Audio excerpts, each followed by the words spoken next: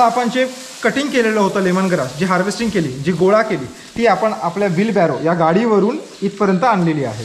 आता तो जो बायोमास आहे तो आपल्या या टाकीमध्ये, हे 1 टनाची जी टाकी आहे त्याच्यामध्ये ती भरणं चालू आहे. ते ह्या प्रकारे ती भरली जाते, जेणेकरून पहिली 500 किलोची अशीच अजून एक जाळी आतमध्ये टाकलेली आहे, त्याच्यावरती 500 किलोचा माल, त्याच्यानंतर पुन्हा ही जाळी आणि मग 500 किलोचा माल, अशा पद्धतीने पूर्ण ही 1 टनाची टाकी भरली जाते. हे तुम्ही बघाल तर हे फ्लोअर क्लीनर आहे. मार्केटमध्ये आता विविध प्रकारचे केमिकल बेस्ड प्रोडक्ट्स उपलब्ध आहेत. त्याला ऑल्टरनेटिव्ह म्हणून पूर्णपणे नॅचरल असं फ्लोअर क्लीनर आपण बनवलेलं आहे. याच्या मागे याचे इन्ग्रेडियंट्स आणि युजेस वगैरे तुम्हाला दिसतील. आणि हे ॲमेझॉनवर अवेलेबल आहे. ॲमेझॉनवर मिळून जाईल. हो हो, मिळून जाईल. तुम्ही सुगंधा फ्लोअर क्लीनर म्हणून सर्च केलं तर ॲमेझॉनवर मिळून जाईल.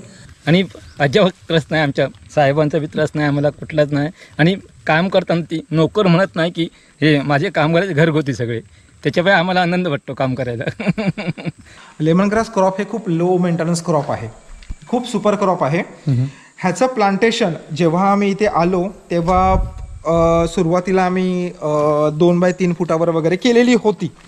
पण जसा जसा आमचा जंगलाचा आणि निसर्गाचा जसा अभ्यास आम्ही सुरू केला, त्या पद्धतीने आम्हाला समजलं जसा माणूस हा समूहाने राहणं पसंत करतो, आपल्याबरोबर एकमेकांबरोबर शेअर करतो, त्याचप्रमाणे झाडं वृक्षसुद्धा एकमेकांशी मुळाद्वारे एकमेकांशी कम्युनिकेट करतात, आपल्या वासाद्वारे एकमेकांशी कम्युनिकेट करतात.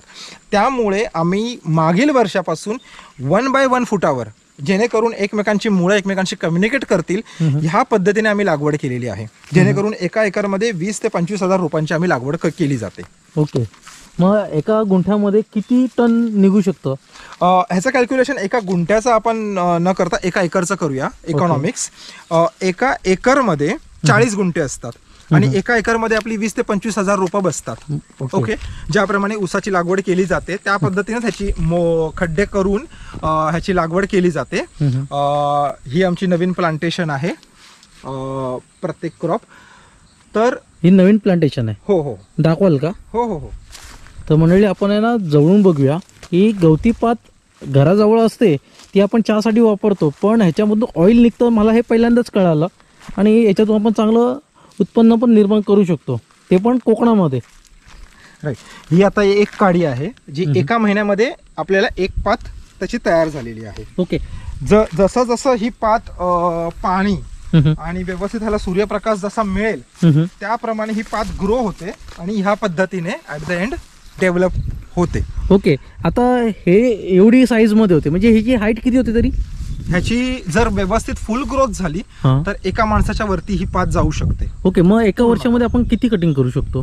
एका वर्षामध्ये 70 ते 100 दिवसाचा एक बेसिक कालावधी ह्याचा मानला जातो. 70 दिवसानंतर तुम्ही ह्याची कटिंग करू शकता. तुम्ही ही लागवड जेव्हा करता तर लागवड केल्यानंतरच पहिल्या 3-4 महिन्यातच हे तुम्हाला उत्पन्न द्यायला सुरुवात करतं. Okay okay. पहिल्या 4 महिन्यातच ही कटिंगला तयार होते. मग पहिली कटिंग मुळापासून 4 इंच वरती ह्याची कटिंग केली जाते, ज्यासाठी आम्ही ब्रश कटर वापरतो. कटिंग केल्यानंतर ते भारे आपल्या डिस्टिलेशन युनिट्समध्ये आणले जातात. पहिल्याच वर्षी आता मी माझ्याबद्दल स्पेशली सांगेन, आम्ही जेव्हा लागवड केलेली आम्हाला पहिल्याच वर्षी एका एकरमधून 3-4 महिन्यानेच 3 टनापर्यंत पोचलो होतो. म्हणजे जेव्हा याचे 3-4 स्लिप्स बाहेर पडतात प्रत्येकामधून, तेवढी डेव्हलप झाल्यानंतर तुम्हाला एक 3-4 टन पर्यंत माल मिळून जातो. 3 टनापर्यंत आम्ही काढलेला आहे. ओके. पण मी काय म्हणतो, ही एकदाच कटिंग करायची असेल का वर्षामध्ये 2-3 वेळा आपल्याला क्रॉप चांगला मिळतं, याच्यातून उत्पन्न मिळतं? मग आता 70 दिवसाने तुम्ही कटिंग करू शकता. वार्षिकमध्ये 4-5 टन तुम्हाला 4-5 वेळेला तुम्ही याचं कटिंग घेऊ शकता. आणि जशी अशी फुल ग्रोथ होत जाते तर तुम्हाला एकरी प्रत्येक कटिंगला 4 ते 5 टन माल मिळतो. आणि आमची जी पद्धत आहे लागवडीची किंवा त्याच्या मेंटेनन्सची, ही खूप सोपी आहे. आम्ही जे तण आलेलं आहे, आमचा अभ्यास असा आहे की जे तण तुमच्या शेतामध्ये जे उगवलं जातं ते प्रत्येक एक स्पेसिफिक कारणासाठी निसर्गाने दिलेलं आहे.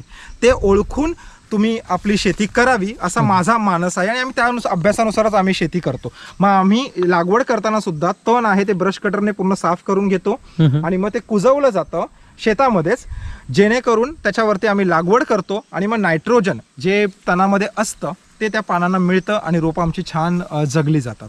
ओके, म्हणजे आपल्याला कुठलंही औषध मारायचं नाहीये. नाही. मग गवत जे आहे तर ते मशीनद्वारे कटिंग करून ते तसंच ठेवायचं आहे, बरोबर. जेणेकरून त्याला एक चांगलं एक कार्बन मिळू शकतं, कार्बन, जमिनीतलं कार्बन. नायट्रोजन मेन म्हणजे, कारण हे चहाची पात असल्यामुळे ह्याचं मेन जे इसेन्शियल ऑइल आहे ते पानांमध्ये असतं आणि त्याच्यामुळे ह्याला सगळ्यात जास्त नायट्रोजन लागतं. आणि नायट्रोजन ह्याला सगळ्यात जास्त लागत असल्यामुळे आपण ह्याला तण जो तुमचा शेतामधला असतो तोच त्या शेतामध्ये आम्ही टाकतो आणि चांगल्या प्रकारे तुम्ही करू शकता.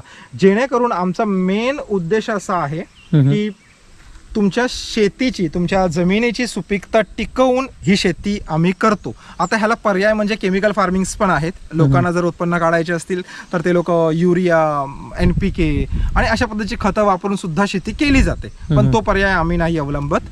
आम्ही नॅचरल पद्धतीनेच ही पूर्णपणे शेती करतो. म्हणजे 100% ऑर्गॅनिक नॅचरलच. ओके. हा. मग आपलं हे जे आहे ना गवती पात, म्हणजे याच्यातून तुम्ही एक इसेन्शियल ऑइल तुम्ही काढतायत. बरोबर. तर सुरुवातीला जेव्हा तुम्ही इसेन्शियल ऑइल काढलात, मग ह्याचं मार्केट तुम्ही कुठे बघितलं? कारण की आता हे विकायचं कसं? बरोबर. हे आता कोकणामध्ये हे नवीन आहे की लोकांना फक्त नॉर्मल खोबरेल तेल माहिती आहे. हे इसेन्शियल ऑइल आतापर्यंत इथे कोकणामध्ये कोणी केलं नाहीये. आणि ह्याचं विकायचं म्हटलं तर हे मार्केट तुम्ही कुठे शोधलं? ह्याचं मार्केट जे आहे ते मी सांगितल्याप्रमाणे एवढ्या वर्षाच्या कालावधीच्या नेटवर्क्समध्ये काही छान माणसं माझ्याशी जोडली गेली. त्या माणसांच्या नेटवर्क्समधून मला हे नेटवर्क मिळालेलं आहे. मी ते आधी ज्याप्रमाणे तुम्हाला सांगितलं त्याप्रमाणे ह्याचं जास्तीत जास्त ह्या तेलाचा एक्सपोर्ट केला जातो बाहेरच्या देशांमध्ये. कारण बाहेरच्या देशांमध्ये ज्या कंपनीज आहेत फार्मास्युटिकल, जसं मी तुम्हाला सांगितलं पर्सनल गुड्स ह्याच्यापासून जे बनवले जातात ते बनवणाऱ्या कंपनी जास्त बाहेर आहेत. हिंदुस्तान युनिलिव्हर्स असतील किंवा इतरही युरोपियन कंट्रीजमध्ये वगैरे हा जास्तीत जास्त प्रमाणात एक्सपोर्ट केला जातो.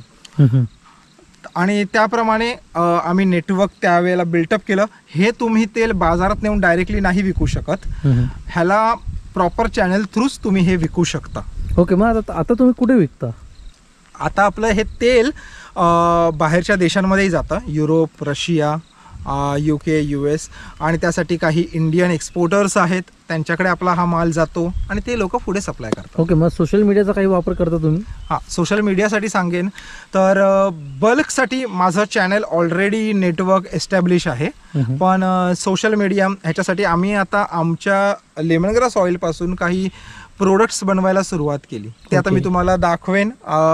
आणि ते प्रोडक्ट्स आम्ही सध्या ॲमेझॉनवर देशभरामध्ये आम्ही विकत आहोत. त्यासाठी आम्ही इंस्टाग्राम वगैरे सोशल मीडिया सुद्धा वापरतो. अरे वा. म्हणजे ह्याची सुरुवात कधीपासून केली तुम्ही ई कॉमर्स साईटची? ई कॉमर्स साईट आम्ही आत्ताच एक 3-4 महिन्यापूर्वी आम्ही हे सुरुवात केलेली आहे. ओके. मग त्याच्यातून काही उत्पन्न वगैरे निर्माण झालं? हो. आमचं प्रोडक्ट जे फ्लोअर क्लीनर आहे, आता लेमनग्रास ऑइल जे डिस्टिल करून निघतं त्याच्यापासून अजून काही बाय प्रोडक्ट्स पण बाहेर पडतात. लाईक लेमनग्रास पाणी आहे, लेमनग्रास त्याला हायड्रोसॉल असं म्हटलं जातं. तर त्या हायड्रोसॉलची ॲज सच मार्केट व्हॅल्यू 0 आहे. ते मार्केट कोणी घेत नाही. पहिले आम्ही ते असेच फेकून द्यायचो. पण त्याच्यानंतर आमच्या काही लक्षात आलं की आमच्याकडनं काही लोक ज्यांच्याकडे गायींचे गोठे आहेत, म्हशींचे गोठे आहेत, ते लोक आमच्याकडनं ते तेल पाणी घेऊन जात आहेत आणि ते आपल्या गोठ्यामध्ये वापरत आहेत. मग हा जो रिअल टाइम केसेस आहेत की ते घेत आहेत, कारण त्याचा अर्थ असा होता की त्यांनी ते वापरल्यानंतर एक तबेल्यामध्ये किंवा आपल्या गोठ्यामध्ये एक छान सुगंध राहायचा आणि माशा, मच्छर तिथे यायचे नाहीत. तर तोच पॉइंट घेऊन आम्ही त्या पाण्याचं मार्केटिंग सुरू केलं आणि आज ते आपण देशभरामध्ये विकत आहोत. अरे वा. फ्लोअर क्लीनरचं. आणि आज मार्केटमधले जे केमिकल ब्रँड्स आहेत त्यांना खूप छान पर्याय आहे, कारण हे टोटली नॅचरल आहे आणि इफेक्टिव्ह आहे, लाईक पेस्ट अटॅकसाठी किंवा अजूनही गोष्टींसाठी. आणि ह्याच्यावर आमचे अजून खूप सारे रिसर्च चालू आहेत. सध्या आंबा बागायतदार ज्या थ्रिप्स आणि तुडतुड्यासाठी हैराण झालेले आहेत, तर ह्याच्यावर सुद्धा आमचं काम चालू आहे. मागील वर्षी आम्ही आमच्याच बागांवरती काही प्रयोग केले होते, लेमनग्रास हायड्रोसॉल, लेमनग्रास ऑइल ह्यांचे प्रयोग, आणि त्याच्यामध्ये आम्ही एका लेवलला खूप यशस्वी झालेलो होतो थ्रिप्सचा कंट्रोल करण्यामध्ये. मग त्याच्यावरती आमचे खूप प्रयोग चालू आहेत. ओके. मग आता हे जे लेमन ग्रास आहे म्हणजे गवती पात, तर प्राण्यांपासून काही प्रॉब्लेम होऊ शकतो का? आता लेमन ग्रासचे मी तुम्हाला फायदे सांगेन. एक तर हे क्रॉप लो मेंटेनन्स क्रॉप आहे. ओके ओके, हे फक्त ह्याला जास्तीत जास्त पाणी आणि सूर्यप्रकाश ओके. यावर हे क्रॉप जगतं. खालून पाणी वरून सूर्यप्रकाश असेल तर ह्या रोपाची वाढ खूप छान होते.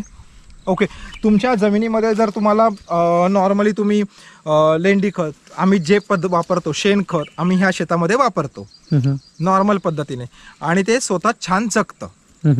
तर आपल्याकडे कोकणामध्ये जे डुकरांचं जास्त प्रमाण आहे, माकडांचं प्रमाण आहे. दुसरा फायदा हा आहे की ह्याला आम्ही तुम्हाला बघाल तर ह्याला कुठेच कुंपण घातलेली नाही आहेत, कारण ह्याला कोणी जनावर खात नाही. हे औषधी वनस्पती असल्यामुळे ह्याच्या वासालाच कोणी येत नाही, ना माकड, ना डुक्कर, ना इतर कोणतं जनावर. हा, तर त्याच्यामुळे आणि ह्याला कोणता किडाही लागत नाही. जसे आंबा बागायतदार किंवा काजू बागायतींमध्ये बाकीच्या कीटकांचे प्रमाण जास्त असते त्याप्रमाणे, कारण ह्याचाच उपयोग बायोपेस्टिसाइड कीटकनाशक म्हणून केला जातो. त्याच्यासाठी हे क्रॉप हे सुपर क्रॉप आहे. प्लस हे तुम्हाला आत्ता लावल्यानंतर 5 वर्ष तुम्हाला उत्पन्न देतं. 5 वर्ष दर 70 दिवसांनी तुम्ही त्याची कटिंग करा आणि एका वर्षी 5 वेळा तुम्ही कटिंग करू शकता, 4 ते 5 वेळा, आणि 5 वर्ष तुम्ही त्याचं उत्पन्न घेऊ शकता. पहिल्या 4थ्या महिन्यातच तुमचं उत्पन्न सुरू होतं. मग त्याच्यानंतर दर 2 महिन्यांनी तुम्ही 2-2.5 महिन्यांनी त्याची हार्वेस्टिंग घेऊ शकता. तिसरा फायदा आहे, हे तुमच्या जमिनीमध्ये 5 वर्ष टिकून राहिल्यामुळे आणि तुम्ही पूर्णपणे सेंद्रिय पद्धत अवलंबल्यामुळे सॉइल कन्झर्वेशन जो आपण म्हणतो, गर्भ जो चांगली सुपीकता टिकून राहिल्या, आतमधले जे मायक्रोब्स आहेत त्यांना चांगलं वातावरण तयार करतं. ओके. त्याच्यामुळे तुमची जमीन सुपीक राहते. कारण तुम्ही 5 वर्ष ह्याला नाही नांगरत, काही करत नाही तुम्ही, जमीन आहे तशीच राहते. त्याच्यामुळे जमिनीची सुपीकताही खूप पटीने वाढत जाते. चौथा आहे, हे क्रॉप कोणी खात नाही, त्याच्यामुळे तुम्हाला 50 किलोमीटर लांब राहून सुद्धा तुम्ही याची शेती करू शकता.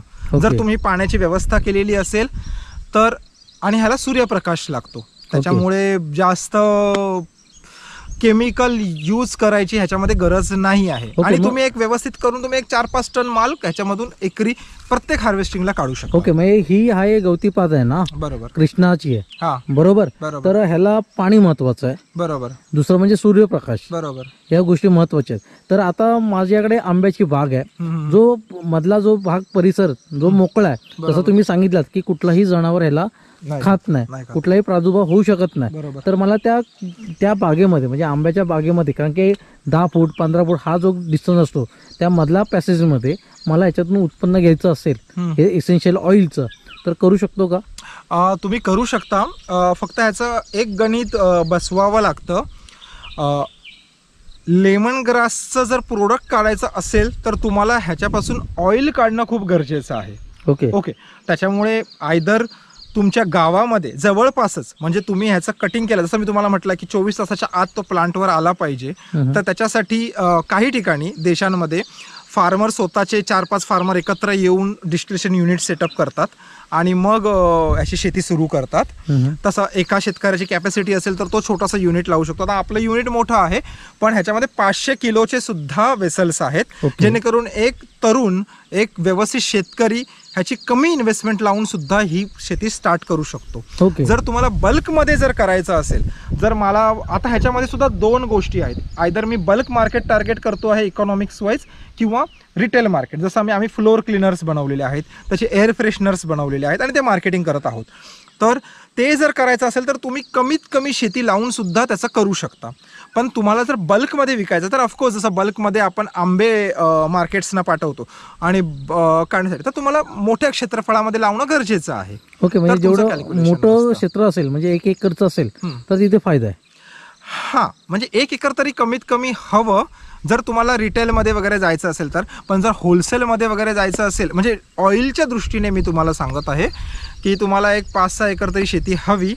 पण जर तुम्हाला तुमच्या इथेच कोणाचं युनिट असेल किंवा तुम्ही जर कुठे ट्रान्सपोर्ट करू शकत असाल त्या पद्धतीने असेल तर तुम्ही एका क्षेत्रामध्ये लावू शकता आणि त्यांना गवत सप्लाय करू शकता. जर सध्या मी ह्या कंडिशनला आहे की जर आता माझं तेल मी मार्केटमध्ये विकत आहे आणि आता तेलाच्या पाण्यापासून आम्ही वेगवेगळे प्रोडक्ट्स बनवत आहोत आणि आमचं जे वेस्टेज जे निघतं, नंतर जो गाळ उरतो त्याच्यापासून सुद्धा आम्ही प्रोडक्ट्स बनवणार आहोत. मग हे जेव्हा माझं मार्केट ओपन होईल तर आम्ही शेतकऱ्यांना त्याचा चांगला भाव देऊ शकतो. सध्या आम्ही आत्ताच्या आत्ता सुद्धा जर शेतकऱ्यांनी अप्रोच केला आणि जर आमच्याकडे जर 1 टनाचा माल आणून दिला तर आपण एक ऊसापेक्षा छान रेट त्यांना देऊ शकतो. 3,000 3,500 या पद्धतीने सुद्धा आपण 1 टनाला माल देऊ शकतो. ओके, म्हणजे आता माझ्याकडे 5 एकर जमीन आहे, त्याच्यामध्ये मी आता ही गवती पात लावली, म्हणजे लेमन ग्रास लावलं, तर त्यात आता मला प्रोडक्शन करायचं आहे, म्हणजे आता ऑइल काढायचं आहे. तर आता माझ्याकडे तर मशीन नाही आहे, पण तुमच्याकडे जी बट्टी आहे तर तुम्हाला मी हे सेल करू शकतो. हो, मला सेल करू शकता. फक्त कसं असतं, डिस्टन्सवर खूप डिफरन्स करतं. आता माझ्या युनिटच्या जर माझ्याच गावातल्या लोकांनी जर हे लावलं तर ट्रान्सपोर्ट करणं खूप इझी आहे आणि मग त्यांना सुद्धा त्याची कॉस्ट जास्त बेअर करावी लागणार नाही ट्रान्सपोर्ट, कारण इथल्या इथे आणणं खूप सोपं आहे. पण जर बाहेर असेल तर ट्रान्सपोर्ट कॉस्ट खूप वाढेल. हा एक इश्यू येतो ट्रान्सपोर्ट कॉस्टचा, कारण तुम्हाला आणताना कमीत कमी 1 टन माल तरी आणावा लागेल जेणेकरून प्रोसेस करण्यासाठी. ओके, तर मला ही गवती पात घ्यायची आहे तर मला तुमच्याकडून विकत घ्यावी लागेल. गवती पात विकत, okay. Lemon grass slips of course तुम्हाला जर त्याची लागवड करायची आहे तर तुम्हाला ती स्लिप्स घ्याव्या लागतील. ओके, ती घ्यावी तर किती घ्यावी लागेल तरी अंदाजे? कमीत कमी तुम्हाला 1 एकरवर तरी लावावं लागेल. आणि ज्याप्रमाणे आम्ही लागवड करत आहोत पूर्णपणे नॅचरल पद्धतीने 1 बाय 1 फुटावर, तर ती तुम्हाला कमीत कमी 20,000 ते 25,000 स्लिप्स तुम्हाला घ्याव्या लागतील. जर तुमची शेती करणार, आता प्रत्येक शेतकरी हा आपल्या पद्धतीनुसार शेती करतो. काही जण 3 बाय 4 फुटावर करतात, 2 बाय 3 फुटावर करतात, मग त्या लोकांना कमी स्लिप्स लागतील, एक 15,000 वगैरे. मग त्यानुसार सुद्धा आम्ही सप्लाय करतो. ओके, तर मला एक पात घ्यायची असेल तर काय कॉस्टिंग पडेल तरी?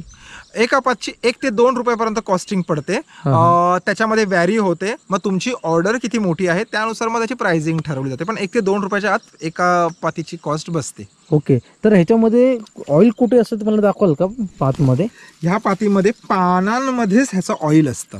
पानांमध्ये ऑइल, म्हणून याची पानांची ग्रोथ खूप महत्वाची आहे. ह्याचं पानामध्येच ह्याच्यामध्ये ऑइल आणि ह्याचा हायड्रोसोल जे वॉटर मी तुम्हाला म्हणालो ते ह्याच्यामध्येच असतं.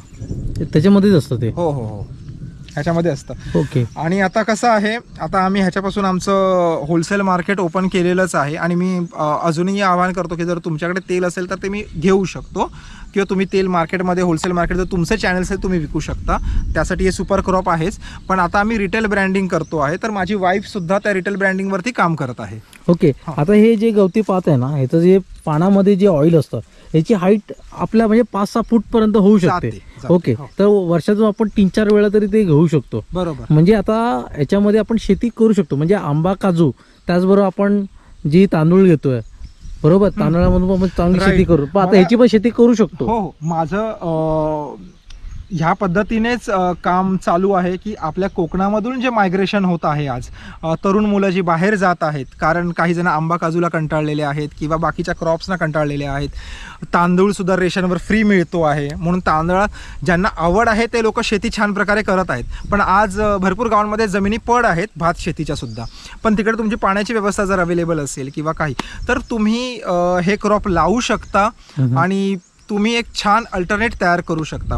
आज आंबा बागायतदारांचंच आपण म्हणायचं झालं, आंबाची बाग जी लावली जाते त्याच्यामध्ये आज केमिकल फवारणीच खूप केल्या जातात. त्याच्यामुळे आम्ही त्याच्यावरती स्वतःचं बायोपेस्टिसाईड आणत आहोत. पण जर त्यांना ऑर्गॅनिक करायचं म्हटलं तर त्यांना लगेच उत्पन्न मिळणार नाही, त्यामुळे कोणी ऑर्गॅनिक करायला जात नाही. तर हे क्रॉप त्यांना एक अल्टरनेट ऑपॉर्च्युनिटी देऊ शकतं की तुम्ही तुमच्या भात शेती किंवा पडीक जमिनीमध्ये हे लावू शकता आणि त्यातून उत्पन्न घेऊ शकता, जेणेकरून तुम्ही आंब्याकडे सुद्धा ऑर्गॅनिक पद्धतीने बघू शकता.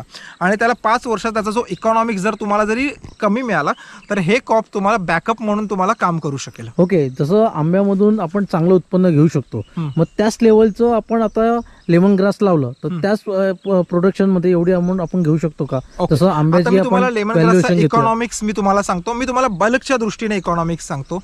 हे क्रॉप 5 वर्षासाठी टिकतं एकदा तुम्ही स्लिप्स घेतल्यात तर. ओके, मी जर 1 रुपयाची स्लिप्स पकडली, 20-25 हजार रुपये तुमची क्रॉप्सनं जातात. ज्यावर 1 एकरचा आपण इकॉनॉमिक्स मांडूया. एका एकरमध्ये 20-25 हजार रुपये लावली मी, तुमचे 25,000 ते 20,000 रुपये तिथे लागले. त्याच्यानंतर तुम्हाला लावण्यासाठी 1 आठवड्याचे मजूर लागतील.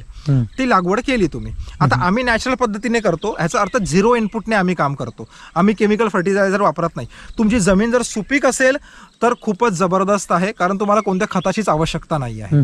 कारण हे क्रॉप फक्त युरिया म्हणजे नायट्रोजनवर आणि पाण्यावरती हे जगतं आणि त्याच्यामुळे सूर्यप्रकाश आणि खालून जर पाण्याची व्यवस्था असेल तर ह्याचं उत्पन्न तुम्ही छान प्रकारे घेऊ शकता. आता पहिल्या 3-4 महिन्यामध्येच म्हणजे तुम्ही इन्व्हेस्टमेंट केलेली आहे एक 25-30 हजाराची, एक्झाम्पल मी तुम्हाला सांगतो, 1 एकरची, आणि पहिल्याच 3-4 महिन्यामध्ये तुमची ह्याची कटिंग येते आणि तुम्ही 3 टन माल काढता. त्याच्यानंतर परत 3 महिन्यांनी 2-2.5 महिन्यांनी अजून एक कटिंग घेता आणि मग एक पुढच्या हार्वेस्टिंगचा माल काढता. अशा पद्धतीने. आणि जर तुम्हाला तुमच्या गावांमध्ये किंवा बाहेर असं कोणी डिस्टिलेशन युनिट्स असतील आणि जर 3,000-3,500 प्रत्येक क्रॉप मागे मिळत असतील आणि ह्याच्या ऑइलची कॉस्टिंग आज मार्केटमध्ये होलसेलमध्ये जर तुम्ही बघाल इंडिया मार्ट वगैरे वेबसाईट्सवर, तर तिथे एक 800 ते 1200-1500 पर्यंत ह्याची मार्केट व्हॅल्यू फ्लक्च्युएट होत असते. ओके. आणि ह्याची डिमांड खूप आहे आणि ह्याची शेल्फ लाईफ खूप आहे. हा मुद्दा खूप महत्त्वाचा आहे. हे one of the agriculture product आहे की ह्याची शेल्फ लाईफ 5 वर्ष आहे. पेरिशेबल नाही आहे. पेरिशेबल नाही आहे. तुम्हाला जेव्हा ह्याचा चांगला रेट मिळत असेल तेव्हा तुम्ही ते विकू शकता. तुमचा माल खराब होण्याचे चान्सेस खूपच कमी आहेत. आज जसं शेअर मार्केटचा तुम्ही विचार करता, आज माझी शेअरची व्हॅल्यू कमी आहे तर मी आज नाही काढत, जेव्हा जास्त होईल तेव्हा मी काढतो, त्याचप्रमाणे तुम्ही माल होल्ड करू शकता आणि जेव्हा तुम्हाला याची चांगली व्हॅल्यू मिळेल तेव्हा तुम्ही ते मार्केटमध्ये विकू शकता. म्हणजे चांगलं उत्पन्न घेऊ शकता. एक्झॅक्टली. आणि प्लस ह्याचं तुम्ही एका कॅनमध्ये 20 लिटरच्या कॅनमध्ये ते तुम्ही कॅरी करू शकता. म्हणजे जी आज ॲग्रिकल्चर शेतीमध्ये आंबा वगैरे आज जर मला न्यायचं म्हटलं तर मला टेम्पो लागतो कॅरी करण्यासाठी, पण तुम्ही एकाच वेळेला 20-20 लिटरचे असे 10-20 कॅन 10पर्यंत कॅन जे मी नेलेले आहेत तुम्ही एका गाडीमध्ये टाकून सुद्धा ट्रान्सपोर्ट करू शकता. ओके. म्हणजे हे ट्रान्सपोर्ट इफेक्टिव्ह सुद्धा आहे, पेरिशेबल नाही आहे, नॉन पेरिशेबल आयटम असल्यामुळे तुमची शेल्फ लाईफ ह्याची खूप छान आहे. म्हणून हे क्रॉप खूप छान आहे आणि याची लागवड करावी. ओके. मग वाढीसाठी युरियाची काही गरज नाहीये. जसं वाढीसाठी युरिया लोक टाकतात, शेतामध्ये टाकतात, त्याची गरज नाही. राईट. ऍक्च्युली गरज नाही, म्हणजे आम्ही वापरत नाही, पण काही शेतकरी आहेत त्याचा यूज करतात. आज ऊसाच्या शेतीमध्ये सुद्धा लोक वापरतात युरिया आणि त्यांना ज्या पद्धतीने त्यांना शेती करायची, पण आम्ही ज्या पद्धतीने करतोय आम्ही युरिया वगैरे काहीच यूज करत नाही. ओके. मग आता ह्याचं जे ऑइल निघतं हे लिटर मध्ये असतं का केजी मध्ये असतं? ह्याचं मार्केट केजी मध्ये चालतं. ओके. केजी मध्ये म्हणजे केजी मध्ये त्याचं 1 kg 2 kg आणि त्याप्रमाणे बल्कमध्ये 100 kg 500 kg पर्यंत हे मार्केटमध्ये बायर्स आहेत जे विकत घेतात. ओके. म्हणजे घ्यायचं असेल तर ग्राम मध्ये घ्यावं लागेल का? हा. आता ह्याचा मी तुम्हाला दुसरा एक साईड सांगायची राहिली. हे झालं बल्कचं. ह्याची बल्कची मी तुम्हाला व्हॅल्यू सांगितली. आणि मग त्याच्यामध्येच मी तुम्हाला सांगू इच्छितो की तुम्हाला हे 5 वर्षासाठी असल्यामुळे एका वर्षामध्ये पहिल्याच वर्षी तुम्ही ह्याचा 100 ते 150 किलो ऑइल घेता. म्हणजे मी घेतलेला आहे, हा माझा पर्सनल एक्सपिरियन्स आहे म्हणूनच मी तुम्हाला सांगत आहे. 100-150 किलो पहिल्याच वर्षी काढतो आणि दुसऱ्या वर्षीपासून तुम्ही एक 200 किलोपर्यंत एका एकरमधून तुम्ही ऑइल काढू शकता. 150 ते 200 किलो ऑइल तुम्ही काढू शकता. कमीत कमी मेहनतीची ही शेती आहे थोडक्यात सांगायचं तर. 150 किलो आणि मग त्यानुसार तुम्ही गणित मांडू शकता जो मार्केट रेट सध्या चालू आहे होलसेल रेटला. आज जर ॲमेझॉन आणि ह्या रिटेल जे ब्रँड्स आहेत त्याच्यावरती जर तुम्ही जाऊन रिसर्च केला तर लेमन ग्रास ऑइलची कॉस्ट आज 10 ml बॉटल किंवा 30 ml बॉटलची कॉस्ट ही 200-300 रुपयाला आहे. त्यावरून आपण अंदाज बांधू शकतो की 1 लिटरची कॉस्ट जर रिटेल जर कोणी ब्रँड करून जर विकत असेल स्वतःचा तर 15-16 हजार लिटर हिनेही जातं. सो आता तुमची क्रिएटिव्हिटी इथे पणाला लागते की तुम्ही तुमच्यासाठी एक मैदान दिलेलं आहे आणि तुम्ही खेळा अशा पद्धतीने आहे. आणि हे क्रॉप आहे जे बॅकअप प्लॅन तुमच्यासाठी करतं तयार. तुमची 0 इनपुट कॉस्टवर आम्ही काम करतो याच्यामध्ये. अजिबात खत न वापरतो. आमच्या इथे बकऱ्यांच्या शेड्स आहेत बाजूला, गायींचे म्हशींचे गोट आहेत, तिकडनं आम्ही शेण आणतो आणि ते यूज करतो. म्हणजे एवढ्या कमीत कमी याच्यामध्ये तुम्ही याचं उत्पन्न घेऊ शकता आणि उत्पन्न काढू शकता. आता ही जे म्हणजे ही जागा आहे ना, ही जागा किती एकर मध्ये? आपली ही पूर्णपणे लेमन ग्रास जे लावलेलं एकर क्षेत्र आहे ते 7-8 एकर क्षेत्र आहे जी पूर्णपणे लागवड केलेली आहे. आणि आता मी तुम्हाला दाखवेनच, आता आम्ही हळदीची सुद्धा एक लागवड केलेली आहे 1 एकरच्या प्लॉटमध्ये. जे आम्ही आज केमिकल प्रोडक्ट्स आहेत त्यांना एक पूर्णपणे रिप्लेसमेंट्स आम्ही आमचे प्रोडक्ट्स बनवलेले आहेत. तर त्याच्यामध्ये ऑर्गॅनिक हळदसुद्धा आहे. त्याच्यावरती आमचे रिसर्च चालू आहेत की ज्याप्रमाणे आंब्यांच्या काजूच्या फॅक्टरीज आज आपल्या कोकणात आहेत आणि आज आपल्या देशात आणि जगभरात नाव आहे, त्याप्रमाणेच आपला जो वेस्टर्न घाट्स हा जो कोकण पट्टा आहे तो डायव्हर्सिटीने भरलेला आहे आणि अनादी कालापासून इथे औषधी वनस्पती आहेत आणि ह्याची कोणाला कल्पना नाही आहे की प्रत्येक वनस्पती कशासाठी आहे आणि प्रत्येक वनस्पती तिचं मार्केट घेऊन येते. आमचा अभ्यास फक्त सध्या लेमन ग्रासवरच चालू आहे आणि त्याचं सुद्धा खूप ह्यूज मार्केट आहे. त्याप्रमाणे हळदीचं एक वेगळं मार्केट आहे. म्हणून कोकणातील युवकांनी सुद्धा औषधी वनस्पती ह्या कॅटेगरीकडे सुद्धा एका कमर्शियल पॉईंट ऑफ व्ह्यूने बघावं असं आम्हाला वाटतं. ज्याप्रमाणे आज केमिकल फॅक्टरीज उभ्या राहतात त्याप्रमाणे कोकणामध्ये ह्या बायोडायव्हर्सिटीच्या प्लांट बेस्ड फॅक्टरीज उभ्या राहाव्यात औषधी वनस्पतींच्या, असं आमचं खूप मत आहे.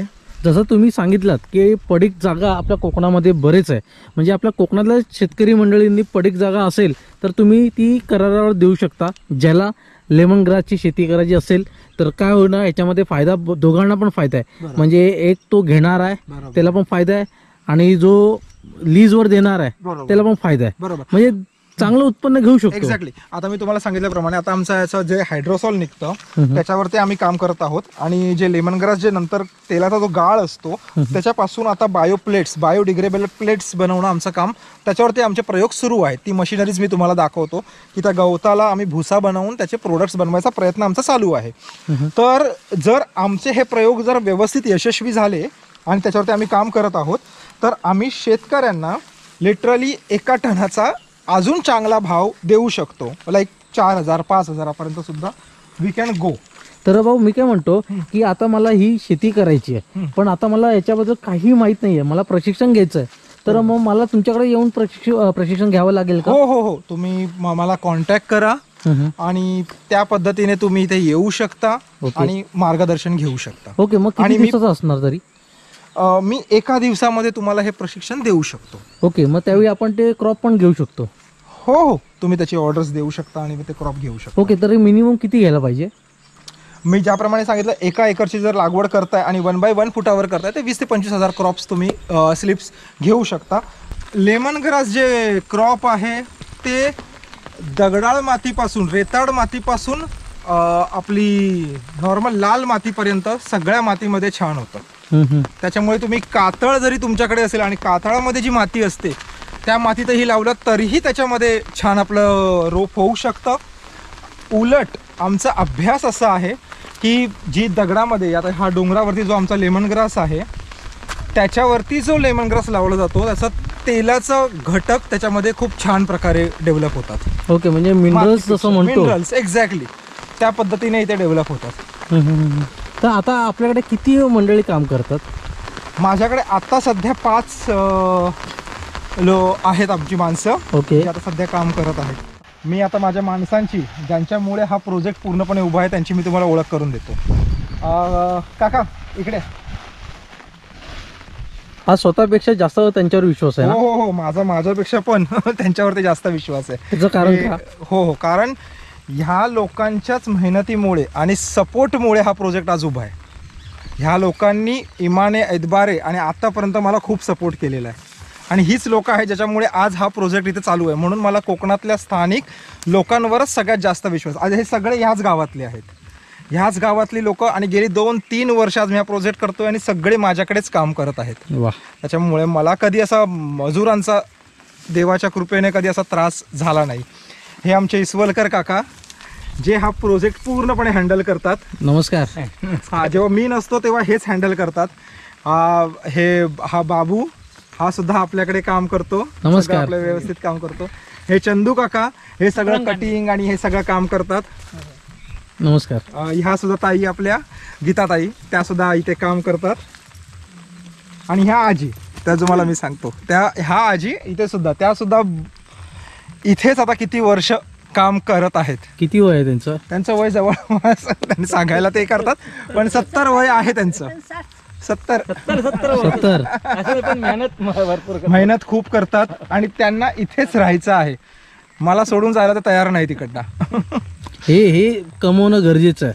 बरोबर. हे प्रत्येक शेतकऱ्याने जेव्हा कमवेल ना तेव्हा तो नक्कीच स्वर्ग आहे ना, म्हणजे विश्व निर्माण नक्कीच करेल.